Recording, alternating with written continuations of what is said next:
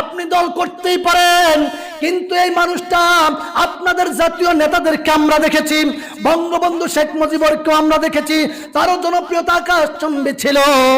আমরা প্রেসিডেন্ট জিয়াউর রহমানকে দেখেছি, এই জাতীয় নেতাগুলিকে আমরা দেখেছি, তাদেরও জনপ্রিয়তা ছিল।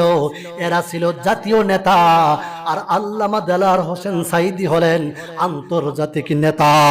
আল্লাহু আকবার।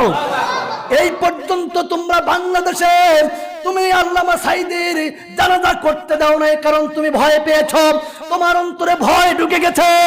কারণ ঢাকা শহরে যদি জানাজার অনুমতি দেওয়া হয়, কোটি কোটি মানুষ জানাজায় অ্যাটেন্ড করবে, আর ওই ময়দানে বসে যদি বলে হাসিনা তুমি পদত্যাগ করো, পদত্যাগ না করলে আমরা বাড়িতে ফিরে যাব না, হাসিনার পালাবার পথ থাকবে না, বুঝতে পেরেছে, এই জন্য জানাজার অনুমতি দেয় নাই।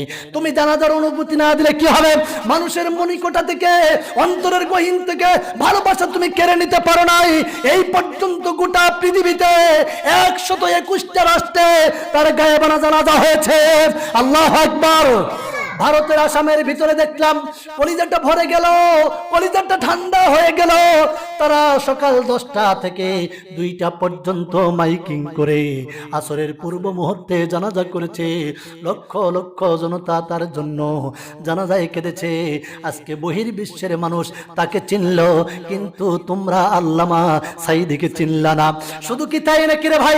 যেই সাক্ষীর সাক্ষ্য সরকার গ্রহণ করতে চেয়েছিল, যেই সাক্ষ্য গ্রহণের মাধ্যমে আল্লামা সাঈদীকে মৃত্যু কারাদণ্ড দেওয়া হলো, সেই শুকরঞ্জন বালি, যাকে আদালত চত্বর থেকে তারা গুম করে ভারতের একটা আপনার কারাগারে নিয়ে বন্দি করে 5টা বছর মিথ্যা মামলা দিয়ে তাকে জেল খাটিয়েছে।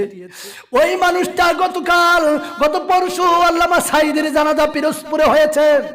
প্রিয় ভাইয়েরা আমার, সেই জানাজায় এসে তিনি সাক্ষ্য দিলেন। তিনি বললেন এই মানুষটা আমার ভাইকে হত্যা করে নাই। আল্লাহু আকবার।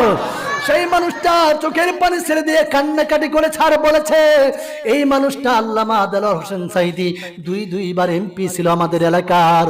মায়ের কোলে শিশু যেমন নিরাপদ থাকে, আমরা অমুসলিমরা ঠিক তেমন নিরাপদ ছিলাম। প্রিয় ভাইয়েরা আমার, একজন হিন্দু মানুষ হয়ে